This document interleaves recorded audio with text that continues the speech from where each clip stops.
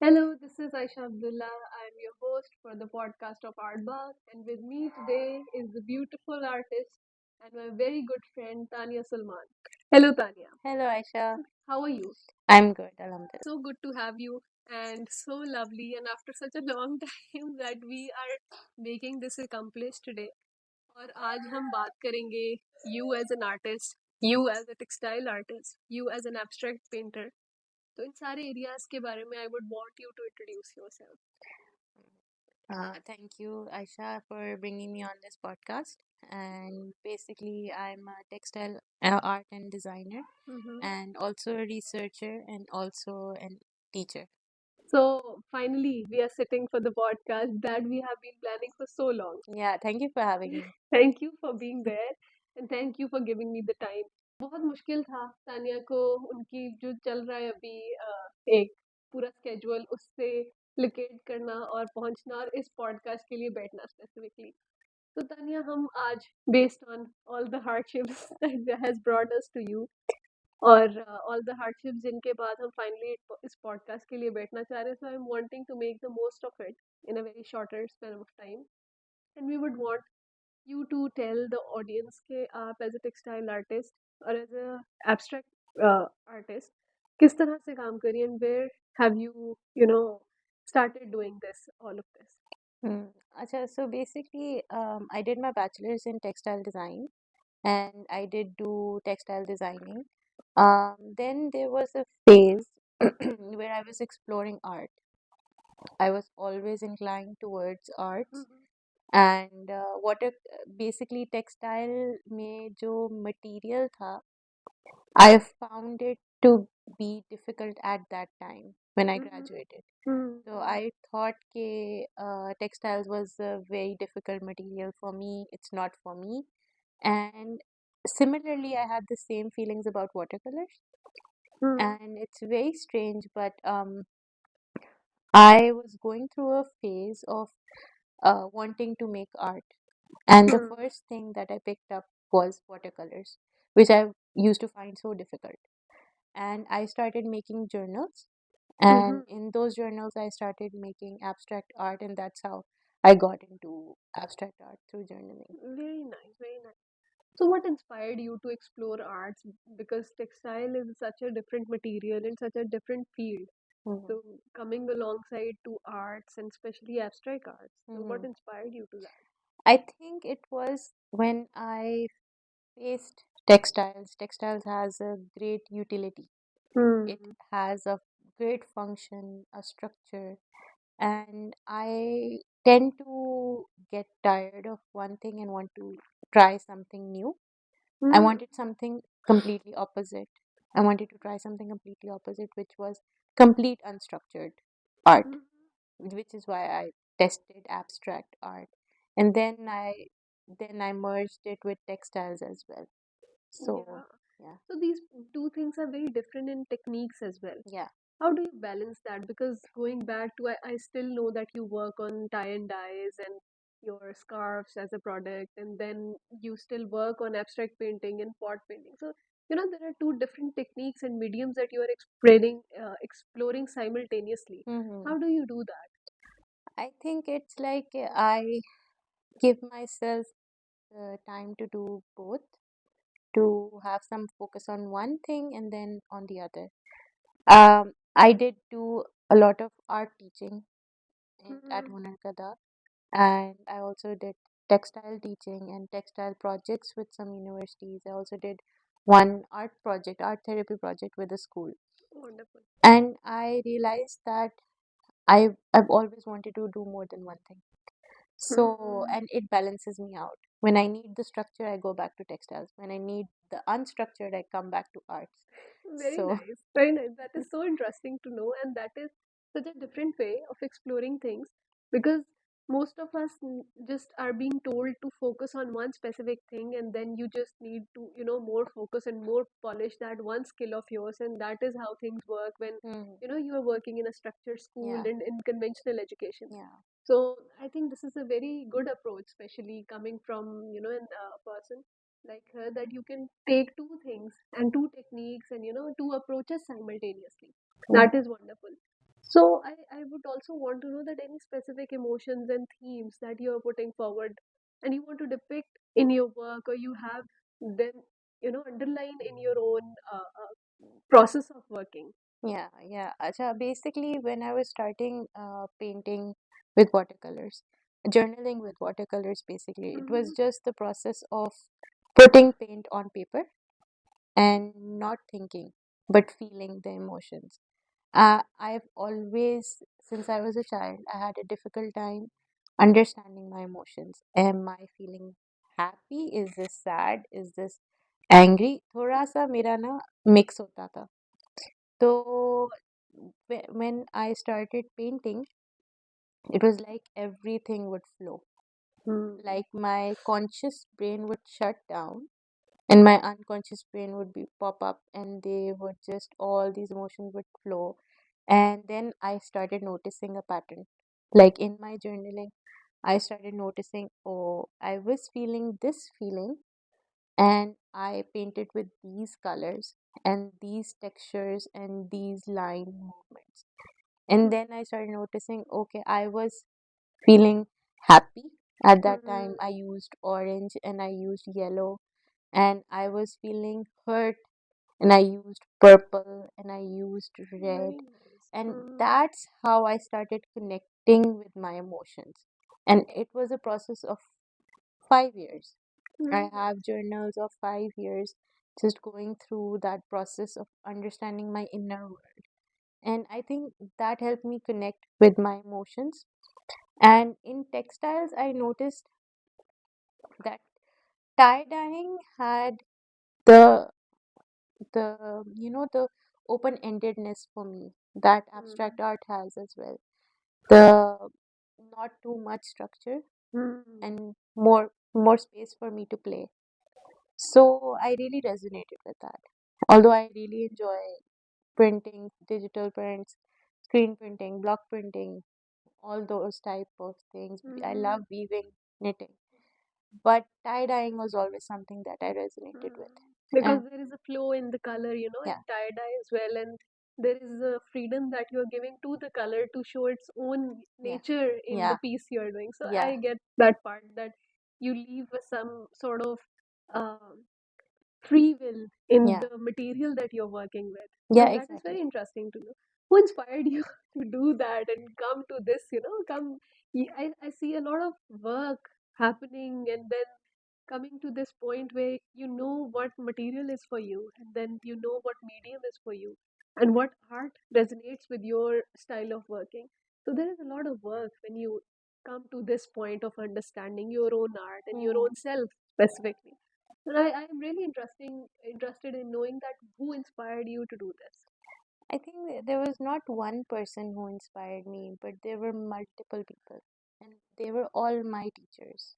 Very nice. Like throughout my schooling, and it was always like it was not the person, but what they said and their actions. It was always something once my art teacher said, or something during my bachelor's, some teacher told me, and the guidance that they would give me, and also during M.Phil as well.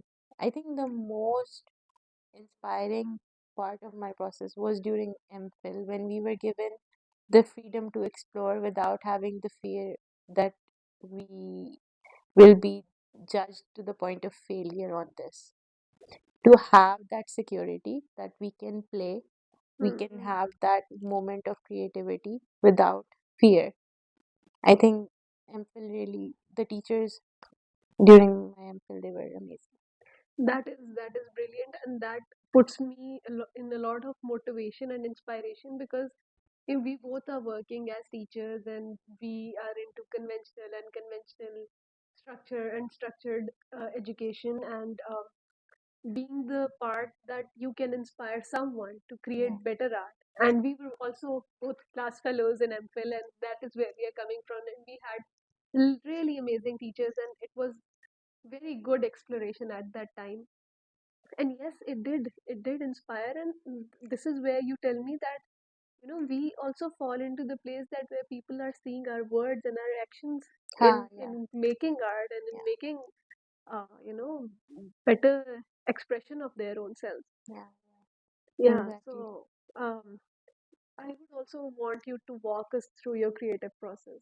How do you decide whether it should be a textile product or it should be your abstract painting?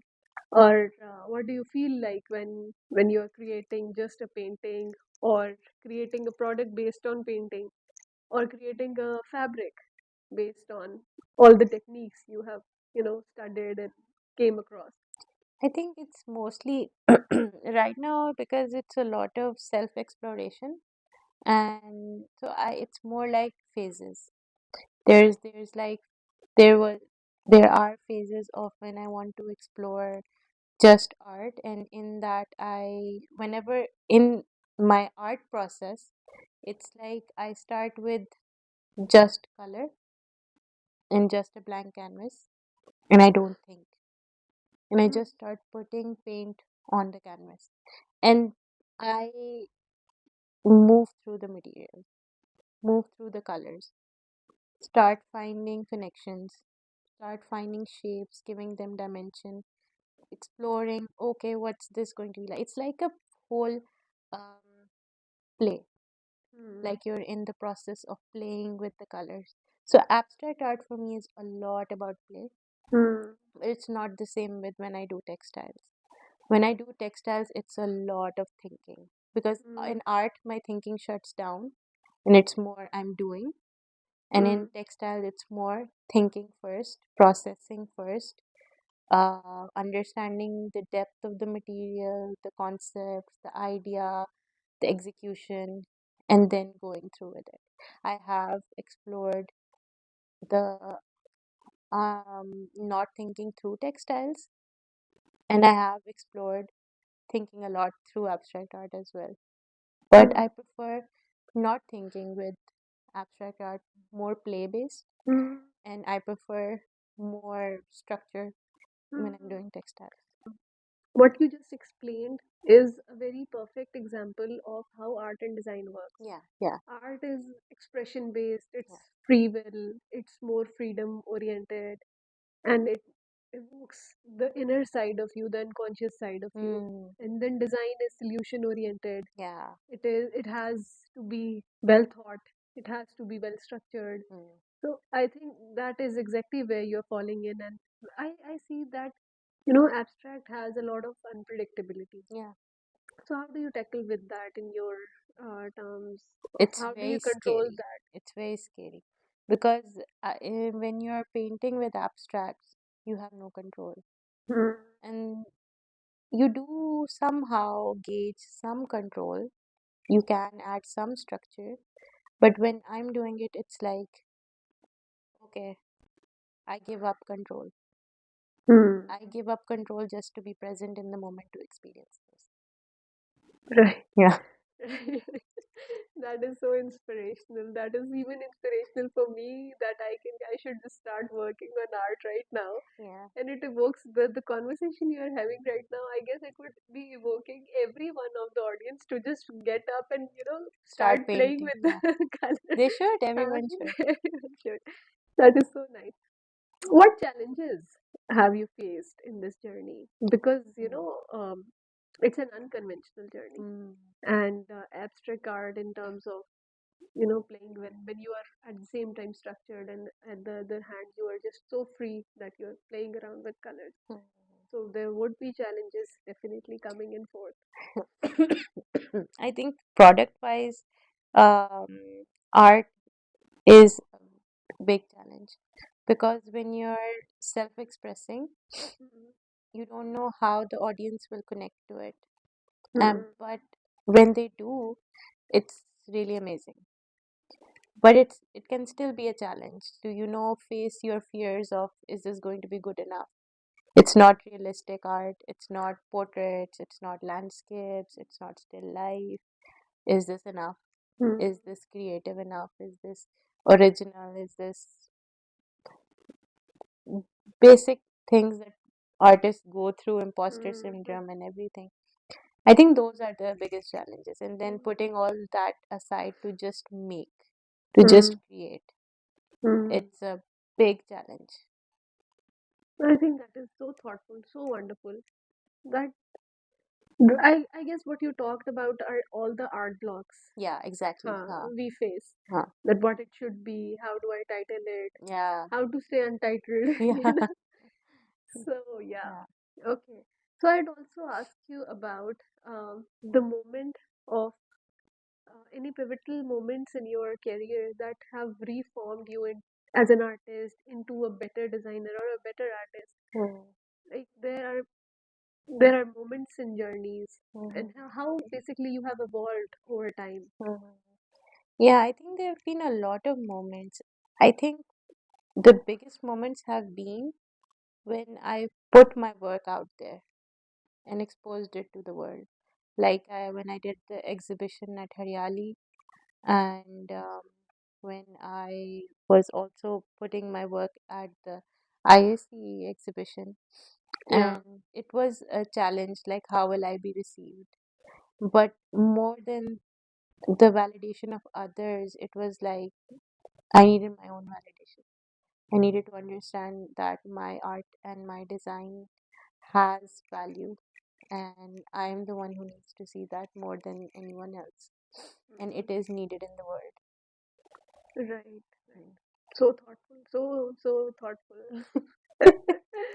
And I would also ask you, as you just said, you exhibited on a few places, and your work has been known throughout. You also, I would also like to mention here because I know Tanya already that she also runs some support groups, and she has also been working with art therapy. So that is where my next question falls in, that you are someone who understands the inner side and who has over time resolved your inner side. And as you said, that more than people's validation, it's your own validation. Mhm. So, that is how I see your journey coming to art therapy. Mhm.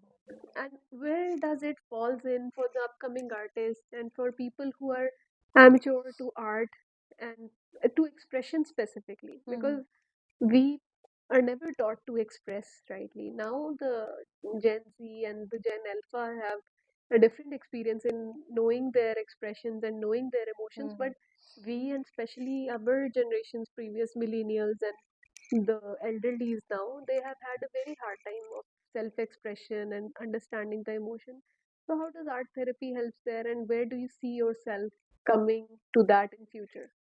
I think the way that it all falls together, one of the things is that we should be open. We should be open to new careers, new experiences, new options. Hmm. And also, like, art therapy is amazing. It's like you have art is such a therapeutic, creative experience that people are missing out on. They need to pick up the paintbrush and put it on paper because there is so much inside of us that Hmm. we so many beautiful things inside of us that we don't realize. And in our imperfections, in our emotions, in our ability to just be ourselves. And I think जो हमारे creative expressions होते हैं वो बेशक art के through हो, painting हो, वो वीडियो मेकिंग, Hmm. टिकटॉक, ये जो सारा कुछ चल रहा है आजकल, Hmm. They help us to get one step closer to understanding ourselves. Hmm. And art therapy, for me, that was what art was always a therapeutic experience ever since I picked up that watercolor Hmm. paints and watercolor brush and I just started. Hmm. It was a very therapeutic experience for me. And it was very hard to separate the performance aspects and the therapeutic aspects. And to understand that I don't have to be a performer all the time. Hmm. I am fine just the way I am. And I can just be and just practice art for the therapeutic benefits as well. Very nice. So soothing to just listen to that. I feel totally accepted in such sort of a discussion. It feels like that if you're welcoming enough to be yourself and Mm, to, have that acceptance to yourself, so the other people who must be coming across your art would feel the same. And sometimes, the art has that yeah. ability to transfer and to revolve the cycle of emotions. Yeah, yeah, yeah. So if your art can be therapeutic for you, it can be therapeutic for the ones who are seeing it, for the viewers as well. Mm. It's not always the case, but I have seen this. I've seen Mm, people, like people who were going through the similar things, mm, connecting with that specific similar piece of mm, artwork, which I never realized. Okay, it was mm, possible. Like there was a piece on I made on grief, and mm. there was this person who had just lost someone, and the first thing they saw, they were like, "This one." Oh, Yeah. wonderful, wonderful. So, and it Mm, was so strange for me that how did they make that unconscious, because it's just abstract art, there's no grief written on it, mm, there's no nothing visual mm, that can tell you that it's the image of a loved one mm, passing away, mm. and they resonated with it. Very nice. Yeah, So it yeah. was it was very surprising for me. Mm. That is very significant to know. Other than that, because you just talked about resonating with art, and I have seen all of your pieces. So I would also want to ask you the question about being a female artist, Mm-hmm. because I have seen this sort of colors and forms. It resonates a lot being with the feminine side of a person. Mm. So how do you see that yourself, and what do you want to comment on that? Yeah, I think that art really did help me connect with my feminine side more, Hmm. because art is a very, it's like a creation process, and we women know creation. Hmm. So it's like that it really connects us with that aspect of ourselves, the feminine side. Even when, although most probably for a male artist it would be completely different, but for Hmm. me it was very much like coming into who I am Hmm. as a woman, as a person, and into the whole Hmm. experience. So nice, very nice. Before we come to another question, I would ask you, Tanya, where do people find your work, and where are you available, as in your handles, your website? Hmm. Yeah, I do have a website, and I also have my Instagram, Tani_Salman. Yeah, okay. Yeah, I'll and I'll share that on the video. yeah, and also I do make commissions as well. Okay. Yeah, and yeah, that's about it. Right. Any future plans regarding your art therapy, your textile art, or your abstract painting? Hmm. Where do you see yourself progressing in future? I think I'm keeping my options open, but I really want to explore textiles more because I've Nice, explored the art side a lot, and I also want to explore art therapy as well. Yeah. nice. Any advice you would want to give to the emerging artists or people who are suffering an art block? I think it's just art block is just like you have to move through it. It is uncomfortable, Mm, it is difficult, but as soon as you start putting the pencil, paint, anything on paper, anything, you will move through it. So it's just to, get through it. Tanya, this is the end of it. Thank you so much for giving your such nice opinions and comments and suggestions, and your sharing your journey with us, sharing your entire process with us. And it has been truly amazing listening to her, sitting by her side, knowing that. And I always enjoy so many conversations. The reason you guys see me very happy today is because today I'm having this podcast with Tania Salman, my very, very true friend.